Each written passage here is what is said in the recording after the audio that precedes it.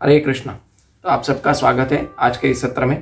तो आज हम 18वें अध्याय के 7वें श्लोक से शुरू करेंगे और हम करेंगे 12वें श्लोक तक। लेकिन उससे पहले हम थोड़ा रिपीट करेंगे, पिछले सेशन का थोड़ा रिफ्रेश कर देंगे कि भगवान बता रहे थे कि त्याग और संन्यास क्या है और त्याग और संन्यास में से सबसे बेस्ट क्या है। तो भगवान ने कहा कि त्याग बेस्ट है, बिकॉज संन्यास का मतलब है कि सब कुछ छोड़ देना, और त्याग का मतलब है कि आप जो कर्म कर रहे हो उसके फलों को भगवान की सेवा में अर्पण करना, वो त्याग है। अब भगवान यहाँ पे 7वें श्लोक से भगवान बताएंगे सतोगुणी, रजोगुणी तथा तमोगुणी त्याग क्या है, और उसके बाद 7, 8, 9, 10 में ये 7, 8, 9 में बताएंगे ये, और फिर आगे भगवान और भी कुछ बताना चाहते हैं जिसे हम समझने की कोशिश करेंगे। ठीक है, तो 7वां श्लोक स्टार्ट करेंगे। और पिछले सत्र में हमने देखा था यज्ञ, दान और तपस्या ये करना चाहिए कि नहीं करना चाहिए, अर्जुन क्वेश्चन पूछता है। तो यज्ञ, दान और तपस्या शास्त्रों के हिसाब से कैसे होता है वो भी भगवान ने पिछले सत्र में बताया था। ठीक है, तो अब हमने सब समझा था, हालांकि भगवान ने तो भगवद गीता में बता दिया है।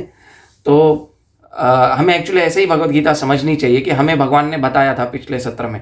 ठीक है, तो हम ऐसे समझेंगे भगवद गीता कि भगवान हमसे पर्सनल बात कर रहे हैं, तभी हम भगवद गीता को समझ पाएंगे, वरना नहीं समझ पाएंगे। तो हमेशा मुंह से यही निकलता है कि पिछले सत्र में भगवान ने ये बताया था। तो अगर ऐसा मेरे मुंह से निकल दे जाता है तो आप कृपया माफ कीजिएगा।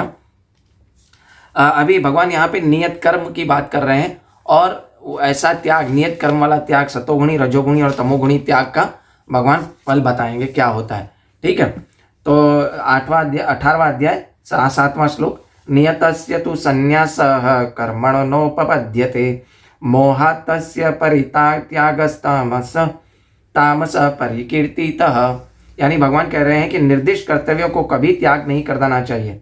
यदि कोई मोहवश अपने नियत कर्मों का परित्याग कर देता है तो ऐसे त्याग को तामसी कहा जाता है। अभी भगवान यहाँ पे नियत कर्म की बात कर रहे हैं। अभी हमारा नियत कर्म क्या है? आत्मा का नियत कर्म क्या है? आत्मा का नियत कर्म है कि सेवा करना, है ना। Our constitutional position is to serve. पर हम किसकी सर्विस कर रहे हैं?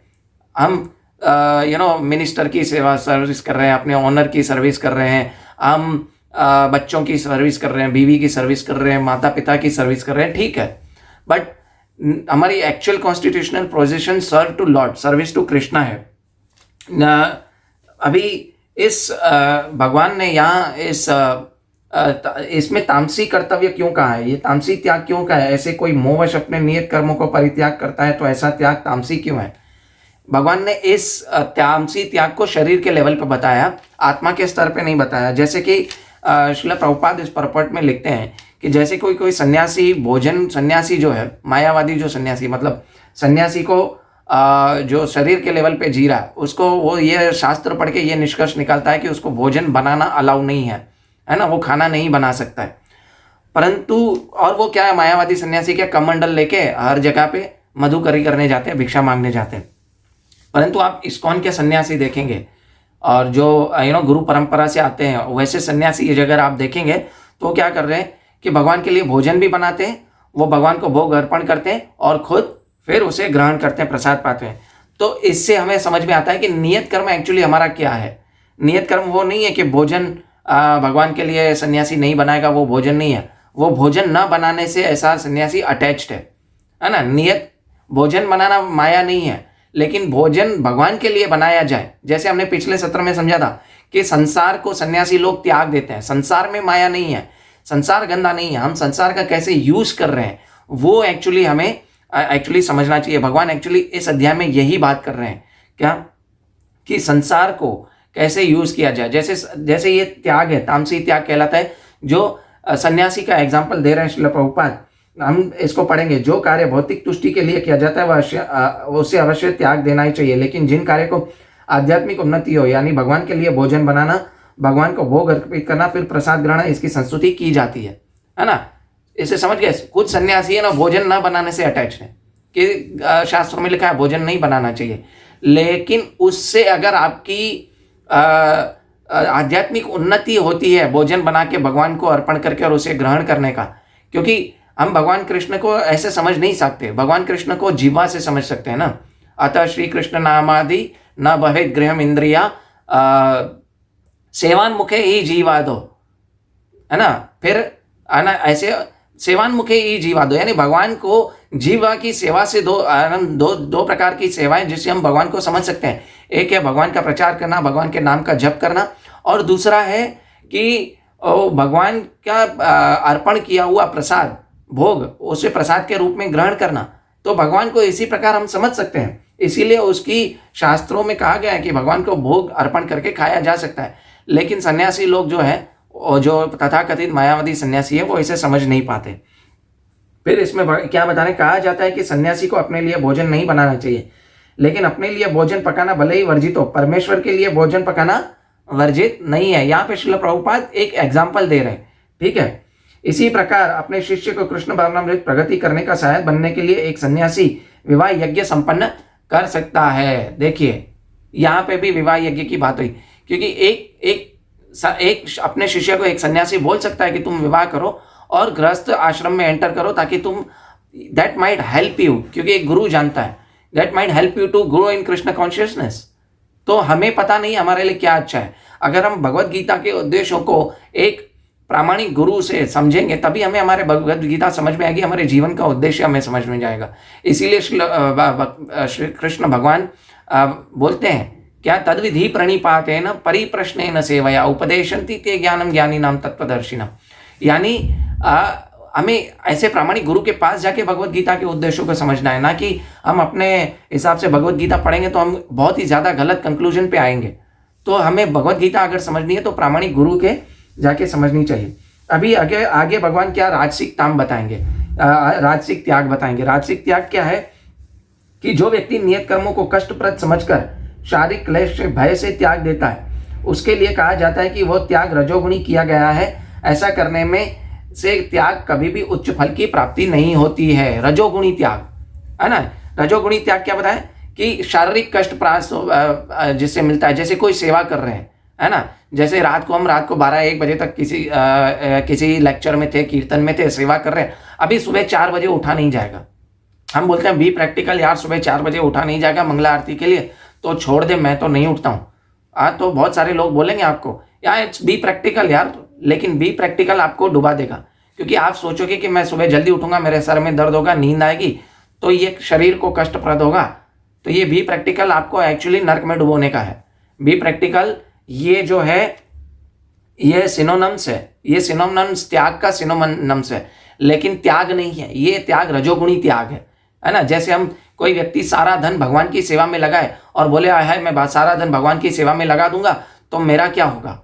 नहीं, आप निडर होके, भय से निर्भय होके भगवान की सेवा में अगर धन लगाएंगे तो आपको भगवान आपकी रक्षा करेंगे। भगवान ने इसलिए कहा है ना 9वें अध्याय में कि अनन्यास चिंतयन्तु माम ये जना पर्युपास्ते तेषां नित्य अभियुक्तानां योगक्षेमं वहाम्यहम्। जो कुछ आपके पास नहीं है उसको मैं दूंगा, और जो कुछ आपके पास है मैं उसकी आपकी रक्षा करूंगा। तो हम क्या डर रहे हैं, प्रॉब्लम यह है। इसीलिए हमारा जो कभी भी त्याग होता है ना, वो रजोगुणी त्याग होता है। वो रजोगुणी त्याग क्या है, जैसे कोई भय होता है कि मेरा धन चला जाएगा, अगर मैं भगवान की सेवा में धन दे दूंगा तो मेरे पास कुछ नहीं बचेगा। नहीं, ऐसा समझ के ना लोग क्या धन कमाना छोड़ देते हैं। नहीं, हमें धन कमाना है। इस लेक्चर को आप ज़्यादा से ज़्यादा शेयर कीजिएगा ताकि लोगों को पता चले कि सतोगुणी, रजोगुणी, तमोगुणी त्याग क्या है, क्योंकि हम अपने आप पढ़ेंगे भगवत गीता तो हमें समझ में नहीं आएगा। ठीक है, तो जब व्यक्ति कृष्ण भावनामृत को प्राप्त है और उसे भय से अर्थोपजन करना बंद कर देना है कि वह कर रहा है कि सकाम कर्म कर रहा है। यदि कोई ऐसे कमाए धन को कृष्ण भावनामृत में लगाता है और प्रातःकाल जल्दी उठकर दिव्य कृष्ण भावनामृत को अग्रसर को प्राप्त होता है, तो उसे चाहिए कि वह डर या सोचकर ऐसे कार्य का कष्टप्रद उन्हें नहीं त्यागे। हम ऐसे त्याग देते हैं ना कर्म, मेरा क्या होगा, है ना, मैं भगवान की सेवा कर रहा हूँ लेकिन मेरे तो भगवान देखेंगे कि नहीं देखेंगे, ये डाउट आता है हमारे मन में, है ना। तो भगवान ने योगक्षेम वहां पहले कह दिया 9वें अध्याय में कि आप डरो मत, आप मेरे लिए कर्म करते रहो। अनन्यास चिंतयन्तु माम ये जना पर्युपास्ते। ठीक है, तो ऐसा त्याग क्या है, राजसी त्याग है। और राजसी त्याग क्या का फल सदैव क्या होता है, दुखद होता है ना। भगवान ने क्या बोला है, दुखमित्येव यत् कर्म कलेश। फिर यदि कोई व्यक्ति इस भाव से कर्म त्याग करता है तो उसे त्याग का फल कभी नहीं मिलता है ना। फिर आप चाहे कितनी भी सेवा करो रात को 12 बजे तक, लेकिन सुबह मंगला आरती में नहीं उठे तो ठीक है। जब तक गुरु नहीं कहता है कि आप 12-1 बजे तक सेवा कर रहे हो और आप त्याग सुबह मंगला आरती में नहीं उठोगे तो चलेगा, तो ये गुरु से पूछ के करना है। अपनी मर्जी से अगर आप करेंगे कि मैं ये नहीं करूंगा, सुबह नहीं उठूंगा, तो ये बहुत मुश्किल हो जाएगी आपके लिए, बहुत ही मुश्किल हो जाएगा। तो हमें गुरु के आदेशों को पालन करना है, भगवत गीता के आदेशों को पालन करना है। अभी भगवान बताएंगे तमोगुणी त्याग, सात्विक त्याग। तमोगुणी और रजोगुणी देख लिया, अभी सात्विक त्याग बताएंगे 9वें श्लोक में। हे अर्जुन, जब मनुष्य नियत कर्तव्य को कारणीय मानकर करता है और समस्त भौतिक संगति तथा फल की आसक्ति को त्याग देता है तो उसका त्याग सात्विक कहलाता है। ये दो त्याग थे, उसके बिल्कुल विपरीत है, वो सात्विक त्याग है। सीधा सीधा समझिए, जो भय नहीं होता है ना, वो निडर रहता है। फिर वो क्या करता है कि वो हमेशा भक्ति करता है और क्या करता है कि भगवान की सेवा में लगा रहता है और उसको कोई फल की इच्छा नहीं रहती, तो वो व्यक्ति क्या, तैसा त्याग सात्विक त्याग है। सीधी बात है। नियत कर्म को मनोभाव से किया जाना चाहिए कि मनुष्य को फल के प्राप्ति से अनासक्त होकर कर्म कराना चाहिए, कर्म के गुणों से विलग हो जाना चाहिए। यानी कर्म का गुण, सत्वगुण, रजोगुण, तमोगुण, इन तीनों से विलग होना चाहिए। और जो व्यक्ति कृष्ण भावनामृत में रहकर कारखाने में कार्य करता है, वरना तो कारखाने के लिए को अपने आप को जोड़ता है ना कारखाने के श्रमिकों से।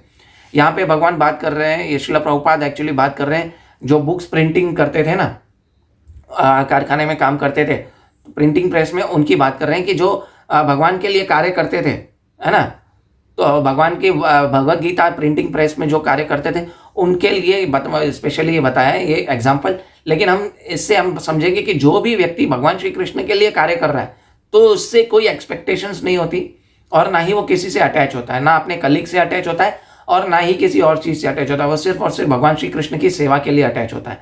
तो ऐसा कार्य क्या होता है, ऐसा त्याग जो होता है, जो अपने समय का त्याग करता है, अपने धन का, अर्जित का त्याग करता है, वो क्या है, वो सिर्फ और सिर्फ क्या कहता है, वो सतोगुणी त्याग कहलाता है। वो तो मात्र कृष्ण के लिए कार्य करता है। वो जब इसका फल कृष्ण को अर्पण करता है तो वो दिव्य स्तर पर प्राप्त होता है। दिव्य स्तर का क्या मतलब, वो भगवत प्रेम की प्राप्ति करता है। दिव्य स्तर एक ही है हमारे लाइफ में, वो है भगवत प्राप्ति, भगवान के प्रेम की प्राप्ति। हमारा जीवन का लक्ष्य क्या है, भगवत प्रेम। ठीक है। अभी इससे हमें पता चल गया कि 7, 8 और 9 में पता चल गया कि तामसी, राजसिक और सात्विक त्याग क्या है। अभी यहाँ पे भगवान सतोगुणी त्याग के लक्षण बताएंगे, जो 10वां श्लोक है उसमें क्या बता रहे हैं भगवान। सतोगुण में स्थित बुद्धिमान त्यागी न तो अशुभ कर्म से घृणा करता है, न शुभ कर्म में लिप्त होता है। वह तो कर्म के विषय में कोई संशय ही नहीं रखता है। यानी जो जिसका व्यक्ति का फोकस सिर्फ भगवान में है, भगवान की सेवा में, वो एक्चुअली वास्तविक त्यागी है, वो बुद्धिमान है। इसका तात्पर्य पढ़ेंगे और समझेंगे। ठीक है। एक सिंपल एग्जांपल भगवान श्रील प्रभुपाद पॉडकास्ट में दे रहे हैं और भगवान ने भी बहुत इजी तरीके से समझाया है। लेकिन हमारी बुद्धि क्या है, हमारी बुद्धि है ना, कलयुग की बुद्धि है ना, कलह में है हमारी बुद्धि, मटेरियल इसमें लगी पड़ी है। इसीलिए हमें पता नहीं चलता कि हमें क्या करना चाहिए शास्त्रों के हिसाब से। तो इसीलिए हमें गुरु के पास जाके भगवत गीता समझने का जरूरत है। तो यहाँ पे समझेंगे कि सात्विक जो त्याग है उसके लक्षण क्या है। ठीक है।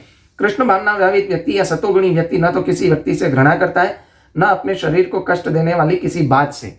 इसका मतलब क्या है, किसी और से घृणा नहीं करता, मतलब वो समझता है कि सब कुछ है, वो सब भगवान के अंश है और ये भी भगवान के दास है और मैं भी भगवान का दास हूं। इस अध्याय में अगले 5 श्लोकों के बाद आ जाएगा ये बात, अगले 4-5 श्लोकों में आ जाएगी, भगवान खुद बताएंगे। लेकिन क्या है, भगवान ये बिल्ड कर रहे हैं कि त्याग क्या है ना, दान क्या है, तपस्या क्या है, ये भगवान आगे ये बता रहे हैं। संन्यास और त्याग की ये परिभाषा बता रहे हैं और ये आगे आएगा कि हर एक व्यक्ति को कैसे देखना चाहिए। हमें हर एक व्यक्ति को भगवान का अंश देखना है हमें, ना कि ये देखना है कि मैं ये शरीर हूँ, मैं इंडियन हूँ, मैं पाकिस्तानी हूँ या हिंदू हूँ, मुस्लिम हूँ, ये नहीं देखना। मैं आत्मा हूँ, मैं भगवान का सेवक हूँ। नियत कर्म तभी हम कर पाएंगे, वो क्या है, constitutional position of the soul is to serve lord Krishna. ठीक है। और ना ही वो शरीर को कष्ट देने वाली किसी बात से ये होता है, ज्यादा अटैच होता है। ये जैसे हमने समझाया पिछले श्लोक में कि रात को देर से सोया और सुबह उठा नहीं, क्या वो सुबह उठ नहीं पाया क्योंकि उसको शरीर को कष्ट होगा। लेकिन अगर उसको भगवान पे भरोसा है, अपनी हेल्थ की, अगर वो अच्छा खाना पीना खा रहा है तो उसको शरीर को कष्ट नहीं होगा। हालांकि वो अगर भगवान की सेवा करने जा रहा है तो उसको कभी कष्ट नहीं होगा, और होगा भी तो वो उसे नेग्लेक्ट करेगा क्योंकि उसको पता है वो भगवान की सेवा कर रहा है। ठीक है। वह उपयुक्त स्थान पर तथा उचित समय पर बिना डरे अपना कर्तव्य करता है। वो निडर होकर अपना कर्तव्य करेगा और अपना कर्तव्य क्या है? भगवान की सेवा। ऐसे व्यक्ति को जो आध्यात्म को प्राप्त है वो सर्वबुद्धिमान तथा कर्मों में संशय रहित मानना चाहिए। यानी वो जो भी कार्य करता है वो व्यक्ति बुद्धिमान है। भगवान ने ऐसे व्यक्ति को क्या बताया? बुद्धिमान व्यक्ति है। और ऐसे कर्म जो भी वो व्यक्ति ऐसे कर्म करता है वो भगवान के लिए कर्म करता है। हालांकि ऊपर से दिखता है कि वो शारीरिक स्तर पे कर रहा है, लेकिन हमारे जो सेंसेस है इम्परफेक्ट है, हमारी बुद्धि इम्परफेक्ट है, तो हम ये समझ नहीं पाएंगे। एक शुद्ध भक्त की जो कार्य है, एक शुद्ध वैष्णव के कार्य हम समझ नहीं पाते हैं। इसीलिए हम सोचते हैं कि इसका फॉल डाउन हो गया, अरे ये भी 16 माला चैंट तो नहीं कर पा रहा है ना, अरे ये मंगला आरती में उठ नहीं पा रहा है। लेकिन उसकी कार्य जो है वो दिव्य होते, उसको पता, हमको पता नहीं है कि उसने मंगला आरती अगर छोड़ी है तो गुरु के कहने पे छोड़ी है। वो सुबह 4 दिन 5 दिन नहीं उठा तो गुरु के कहने पर नहीं उठा, क्योंकि उसके पास मंगला आरती के अलावा और बहुत सारी सेवाएं होंगी। जैसे हरिशौर्य प्रभु थे, एक श्रील प्रभुपाद के पर्सनल असिस्टेंट, तो सुबह सुबह है ना वो श्रील प्रभुपाद अपना ट्रांसलेशन में लगे होते थे, तो कभी कभी श्रील प्रभुपाद मंगला आरती के लिए मिस करते थे, कभी कभी नहीं जाते थे। और हरिशौर्य प्रभु क्या करते थे कि हमेशा मंगला आरती में जाते थे। तो एक बार श्रील प्रभुपाद ने उनको पूछा कि सुबह सुबह तुम कहाँ जाते हो? कि बोला कि मैं तो मंगला आरती में अटेंड करता हूँ। बोले, सीधा बोला, यू आर रास्कल, मंगला आरती में जाते हो, तुम रास्कल हो। बोले क्यों? मैं तो मंगला आरती के लिए जाता हूँ। यहाँ तुम मेरे पर्सनल असिस्टेंट हो, मैं बुक का ट्रांसलेशन कर रहा हूँ, सब कर रहा हूँ। अगर मुझे कुछ चीज़ चाहिए, क्या है अर्जेंट में, तो किसको देखूंगा? तुम्हें मंगला आरती में जाने की जरूरत नहीं है, तुम भगवान की सेवा यहाँ से भी कर रहे हो, है ना, तो तुम्हें मंगला आरती में जाने की जरूरत नहीं है। तो उनके गुरु का आदेश था, इसीलिए वो मंगला आरती में जाना कुछ दिन, कुछ हफ्ते, कुछ महीने बंद कर दिया। क्यों? क्योंकि श्रील प्रभुपाद को उनकी जरूरत थी और श्रील प्रभुपाद को वो भगवान के प्रचार में हेल्प कर रहे थे। ये बहुत कॉम्प्लिकेटेड चीज़ें हमें खुद समझ में नहीं आएंगी। इसके लिए हमारे नियत कर्म हमें क्या होना चाहिए वो हमें गुरु के आदेश में पता चलेगा। हम जो भी कार्य करते हैं ना, मैं अपने मन से अच्छा कार्य करता हूँ, एक्चुअली वो तमोगुणी कार्य है, हमें पता ही नहीं है। तो ऐसे कार्य को हमें समझने चाहिए और गुरु के आदेश में हम समझ पाएंगे। ठीक है, अभी 11वें श्लोक में भगवान क्या बताएं? कार्य करते हुए सन्यासी कैसे है। ठीक है, निसंदेह किसी भी देहधारी प्राणी के लिए समस्त कर्मों का परित्याग कर पाना असंभव है, लेकिन जो कर्म फल का परित्याग करता है वह वास्तव में त्यागी कहलाता है। वास्तव में त्यागी क्या है? जो कर्म फलों को त्याग करे, है ना कि ऐसा व्यक्ति जो सन्यासी कहता है अपने आप को, वो सब कुछ त्याग करके गुफाओं में चला जाए, वो तो सबसे बड़े रास्कल्स हैं। श्रील प्रभुपाद उनको रास्कल बोलते थे, सबसे बड़े है ना धोखेबाज हैं। वो भगवान की सेवा में नहीं लगे हैं, बस अपना जाके बैठ जाते हैं और है ना भगवान का नाम ले रहे हैं, लेकिन वो प्रचार में हेल्प नहीं करते। किसी के ऊपर एक्चुअल परोपकार, किसी आत्मा का वो करना चाहिए, वो करते नहीं है। तो क्या है? वो त्याग नहीं है, वो रजोगुणी और तमोगुणी, एक्चुअली वो तमोगुणी त्याग है। लेकिन जो व्यक्ति कर्म फलों को त्यागता है और भगवान के प्रचार में है ना अपने नियत कर्मों को करता है ना देहधारी जीव, वो एक्चुअली में त्याग करता है। रियल त्याग वो है ना, सब कुछ छोड़कर और गुफा में चला जाए। जैसे श्रील प्रभुपाद है, श्रील प्रभुपाद चाहते तो 70 साल की उम्र में वृंदावन में बैठ के अपना भजन करते, उनको क्या पड़ी थी। लेकिन उन्होंने क्या? अपने गुरु का आदेश माना। उन्होंने गुरु का आदेश क्या माना? कि तुम्हें वेस्टर्न कंट्रीज में जाके प्रचार करना है कृष्ण भावनामृत का, भगवत गीता का, सनातन धर्म का। उन्होंने गुरु का आदेश माना और वो गए प्रचार करे। तो वो सात्विक क्या, वो तीनों गुणों से ऊपर वाला त्याग हो गया। ठीक है, लेकिन अगर वो बैठे रहते तो वो तमोगुणी त्याग हो जाता। तो श्रील प्रभुपाद ने अपनी लाइफ से एग्जाम्पल सेट किया कि एक्चुअली में त्याग का मतलब क्या है। ठीक है, तो इससे हमें पता चलता है कि त्याग एक्चुअली में है क्या। ठीक है, अभी 12वां श्लोक पढ़ेंगे, लेकिन 11वें श्लोक का एक छोटा सा तात्पर्य है, 4 लाइन का, वो पढ़ लेंगे। भगवत गीता में कहा गया है कि मनुष्य कभी भी कर्म का त्याग नहीं करना चाहिए। अतएव जो कृष्ण के लिए कर्म करता है वह कर्म फलों को भोगता नहीं, तथा जो कृष्ण को सब कुछ अर्पित करता है वही वास्तविक त्यागी है। सिंपल, हमारे जो कर्म फल मिलेंगे वो वास्तविक फल जो है हमें भगवान कृष्ण को अर्पण करने हैं। जैसे हमने भोजन बनाया, भगवान को अर्पण करके बाद में ग्रहण करेंगे, तो भोजन किसको अर्पण किया? भगवान को अर्पण किया, है ना। और ऐसे बहुत सारे कार्य हैं वो भगवान को अर्पण होते हैं। एक सिंपल, हर वस्तु में कृष्णा को सेंटर में रखना एक सिंपल एग्जांपल है। एक औरत कपड़े भी धोती है ना, तो कपड़े धोती है ना, तो लोग आजकल म्यूजिक लगा के बैठे हैं, है ना। आपका कपड़ा धोना भी भगवान को अर्पण कैसे हो सकता है? उस दिन उसी टाइम पे हरे कृष्ण महामंत्र चालू करो या वैष्णव भजन चालू करो। वो वैष्णव भजन, लेक्चर नहीं चालू करना, क्योंकि लेक्चर में अपना ध्यान नहीं जाएगा। जो इतना व्यक्ति फोकस है वो अगर कपड़े धोते धोते माता लेक्चर को सुन सकती है और उसमें से कुछ अर्पण कर सकती है तो ठीक है। अदरवाइज आप कीर्तन तो चालू कर सकते हो, कोई वैष्णव भजन चालू करो और कपड़े धोते रहो, हो गया आपका कपड़ा धोना भी बढ़ता भगवान को अर्पण। ये सिंपल चीज है। खाना बनाते समय आप जब भी बात करते हो तो शायद वो आपका जो बात करने में से जो भी सलाइवा है खाने में गिर सकती है, तो उस टाइम पे आप खाना बनाने के समय बात ना करें, लेकिन आप भजन चलाएं। ठीक है, भजन चलाएं, वो कर्ण में जाएगा। भगवान का भोजन बनाना, आपकी जो मनोवृत्ति है सोचना है वो भी भोजन में जाएगी और भगवान को भोग अर्पण करोगे तो हो गया वो भगवान कृष्ण को खाना अर्पण, भगवान कृष्ण को कर्म अर्पण हो गया। तो हर कार्य भगवान को अर्पण किया जा सकता है। ठीक है, अभी अंतरराष्ट्रीय कृष्ण भावनामृत संघ में अनास्य सदैव जो अपने कार्यकालों कारखानों के अन्य स्थानों में कठिन श्रम करते हैं और जो कुछ कमाते हैं उसे संघ को दान देते हैं। हमें जो कुछ भी कमाए ना उसका एटलीस्ट 10% भगवान की सेवा में लगाना चाहिए। ठीक है, ये एक्चुअली यहाँ कहने का तात्पर्य ये है। और ऐसा महात्मा व्यक्ति वास्तव में सन्यासी है जो सन्यास में स्थित है। एक्चुअली में ये सन्यासी है ना, क्योंकि बिना डर के बिना शारीरिक कष्ट के भगवान के लिए कार्य कर रहा है, ये सन्यासी है। गृहस्थ होके भी सन्यासी है ना, इसको बोलते हैं सन्यासी। ना कि गुफाओं में चला गया और भगवान का प्रचार नहीं कर रहा है और अपना बस ले रहा है, वो सन्यासी नहीं है। यहां स्पष्ट बताया गया है कि कर्म फलों का परित्याग करने का प्रकार और किस प्रयोजन के लिए किया जाए, भगवान ने बता दिया। ठीक है, अभी ये लास्ट श्लोक है आज का, ये बहुत ही इंपॉर्टेंट श्लोक है। इससे हम समझेंगे ना तो हम बहुत एक्चुअली सतोगुण रजोगुण और तमोगुण त्याग को समझ जाएंगे और एक्चुअली इससे क्या क्या फल मिलते हैं, है ना, इच्छित अनिच्छित और मिश्रित फल मिलते हैं, अगले श्लोक में भगवान बताएंगे। ठीक है, ये आज का आखिरी श्लोक है और बहुत इंपॉर्टेंट है, इसको सुनिएगा जरूर। कि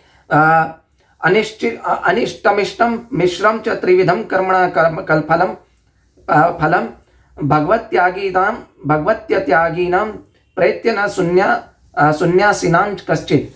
यानी भगवान क्या बता रहे हैं कि जो त्यागी नहीं है उसके लिए इच्छित अनिच्छित यानी इष्ट अनिष्ट तथा मिश्रित ये 3 प्रकार के फल है और इस प्रकार के कर्म फल मृत्यु के बाद मिलते हैं। लेकिन जो सन्यासी है उन्हें ऐसे फल का सुख दुख नहीं भोगना पड़ता। सन्यासी कौन है हमने समझ लिया। ठीक है, लेकिन अभी भगवान बता रहे हैं कि जो रजोगुणी और तमोगुणी त्याग वाले व्यक्ति हैं उनको जो त्याग करते हैं ना उनको कभी इच्छित और कभी अनिच्छित फल मिलते हैं। कैसे फल मिलते हैं, पहले तो हम समझेंगे कि भगवान क्या बता रहे हैं यहाँ पे कि 3 प्रकार के फल मिलते हैं, इच्छित अनिच्छित और मिश्रित फल। जो व्यक्ति बिना किसी आसक्ति के कार्य करता है वो सतोगुणी है, भय से रहित होके, हमने देखा। ठीक है, जो व्यक्ति कष्टप्रद उसको शरीर का कष्ट मिलेगा, हाय मेरा क्या होगा, ये सोचता है तो वो क्या है, तमोगुणी रजोगुणी त्याग है। और जो शास्त्रों के हिसाब से त्याग नहीं करता और जो मतलब नियत कर्म जो तामसी त्याग है वो भी हमने देख लिया। ठीक है, लेकिन यहाँ पे भगवान ने क्या बताया, इच्छित फल। हम रजोगुणी त्याग करेंगे तो हमें इच्छित फल कैसे मिलेगा, तो उसका सबसे बड़ा एग्जाम्पल है बॉलीवुड एक्टर्स और जो अपने आप को फिट रखने का कोशिश करते हैं वो बॉलीवुड एक्टर्स क्या करते हैं, डाइटिंग करेंगे, हाय मैं मोटा ना हो जाऊं, है ना। और वो कार्य एक्चुअली क्या कर रहे हैं, वो उपवास कर रहे हैं, अपने लिए नहीं, अपने लिए कर रहे हैं, भगवान के लिए नहीं कर रहे हैं। क्योंकि इससे उनकी क्या है, इच्छा है, पतले होने की इच्छा है, वो पतले तो हो जाते हैं। ठीक है, और ऐसे इनको इच्छित फल मिलते हैं। लेकिन ऐसा जो खाना त्यागा, भोजन त्यागा, वो किसके लिए त्यागा, भगवान के लिए उपवास नहीं किया था कि मैं भगवान का नाम ले सकूं, नहीं। उन्होंने ये सोचा कि हाय मेरा करियर चौपट हो जाएगा, भय है ना उनको कि मेरा करियर चौपट हो जाएगा अगर मैं पतला नहीं हुआ, फिट नहीं रहा, तो वो ऐसा भय है। तो ऐसे इच्छित फल उनको मिलते हैं कि क्या है कि तुम पतले हो गए, करियर तुम्हारा बनेगा, ऐसे इच्छित फल मिलेंगे। उनका मेन क्या है कि वो पतले हो जाएंगे, मोटापा नहीं आएगा, वो उनका इच्छित फल है। ठीक है, लेकिन ये इनका जो है ये त्याग सतोगुणी नहीं है, ये रजोगुणी तथा तमोगुणी त्याग है। और ऐसे कर्म फल में फंस जाएगा ताकि वो अगले जन्म तथा इस जन्म में उसको फल मिलते रहेंगे, उसको इच्छित फल मिलते रहेंगे, अनिश्चित फल मिलते रहेंगे और मिश्रित फल मिलते रहेंगे। अभी अनिश्चित और मिश्रित फल क्या है ना, इच्छित और अनिश्चित और मिश्रित फल क्या है। जैसे कोई मंगला आरती में या कोई सेवा में नहीं उठता है भगवान के लिए, है ना, हमने देखा ना, बी प्रैक्टिकल, वो सेवा में नहीं उठता है भगवान के लिए, तो उसको क्या होगा कि सेवा से भागता है, भगवान की सेवा से। ऐसे व्यक्ति को अनिश्चित तथा मिश्रित फल मिल देंगे। जैसे हमको लगता है कि हमारा सब कुछ बराबर जा रहा है, मैं मंगला आरती नहीं जा रहा हूँ तो क्या हुआ, मैं ना चैंटिंग कर रहा हूँ, ग्रंथ पढ़ रहा हूँ, सब कुछ कर रहा हूँ। ठीक है, हमें लगता है कि मैं बहुत अच्छा कार्य कर रहा हूँ, लेकिन हमारा जो त्याग है ना वो तमोगुणी और रजोगुणी त्याग है। क्या कभी कभी अननोइंगली ऐसा हो जाता है। तो ये बी प्रैक्टिकल नहीं होना चाहिए लाइफ में। हमें भगवान की सेवा में हमेशा तत्पर रहना चाहिए कि हम बी प्रैक्टिकल करते हैं, मेरे शरीर को कष्ट मिलेगा, है ना। जैसे ऊपर हमने देखा इच्छित फल मिलता है किसको, कि शरीर को कष्ट देते हैं, पतले होते हैं, लेकिन वो भगवान के लिए नहीं करते हैं, वो अपने लिए कर रहे हैं, तो इसको उनको इच्छित फल मिलेगा, वो पतले हो जाएंगे। लेकिन यहाँ पे अनिश्चित फल क्या है, मिश्रित फल है कि मैं ऐसे कर्मों में फंस जाता है, इसीलिए उसका जो त्याग है वो रजोगुणी तथा तमोगुणी होता है, तो उसको अनिश्चित और मिश्रित फल मिलते हैं। अभी मानो कि अर्जुन के मन में एक ऐसा प्रश्न आया कि कर्म फल मिलते क्यों हैं, हम जो भी कर्म करते हैं उसके फल क्यों मिलते हैं, ऐसा क्यों है। इसका उत्तर भगवान 13वें श्लोक से देंगे, जो हम अगले सत्र में देखेंगे। तो कृपया ज़्यादा से ज़्यादा लोगों को ये शेयर करें। अगर आपका कोई भी क्वेश्चन हो, आई थिंक बहुत ही क्लियरली ये समझा दिया है मेरे गुरु महाराज द्वारा, मुझे प्रेरणा दी ताकि मैं ये सब बोल सका। तो आई थिंक ये जो है आपको बहुत ही क्लियर हो गया है। लेकिन फिर भी किसी का कोई प्रश्न है तो आप मुझे बता सकते हैं, पूछ सकते हैं। और कृपया मेरा चैनल है, यूट्यूब चैनल है, अगर आपको पिछले लेक्चर मिस हो गए तो आप उसमें जाके देख सकते हैं। SERVE सर्व KRISNA, H नहीं है, KRISNA यूट्यूब पे चैनल है। आप उसको जाके सब्सक्राइब कर सकते हैं ताकि आप पिछले जो सत्र हैं वो देख सकें। हरे कृष्णा। कृपया मैं क्षमा चाहूँगा अगर मुझसे कोई भी भूल हो गई हो, और मैं अपने आप को शुद्ध करने के लिए और भगवान श्री कृष्ण को और मेरे गुरु महाराज को प्रसन्न करने के लिए, श्रील प्रभुपाद को प्रसन्न करने के लिए ये सब कर रहा हूँ। तो कृपया आप मेरे लिए प्रे भी करेंगे ताकि मैं आगे आध्यात्मिक प्रगति कर सकूँ। I am a very much fallen Saul, तो कृपया आप मेरे लिए प्रार्थना करें और मैं आगे भक्ति में बढ़ सकूँ। तो हरे कृष्णा। वांछा कल्पतरुभ्यश्च कृपा सिंधुभ्य एव च पतितानां पावनेभ्यो वैष्णवेभ्यो नमो नमः। अनंत कोटि वैष्णव वृंद की जय, श्रील प्रभुपाद की जय, निताई गौर प्रेमानंदे, हरि हरि बोल। Questions are accepted. इसके बाद भी अगर किसी ने क्वेश्चन किया है तो मैं कमेंट में जवाब दूंगा। हरे कृष्णा, हरि बोल। कृष्णा।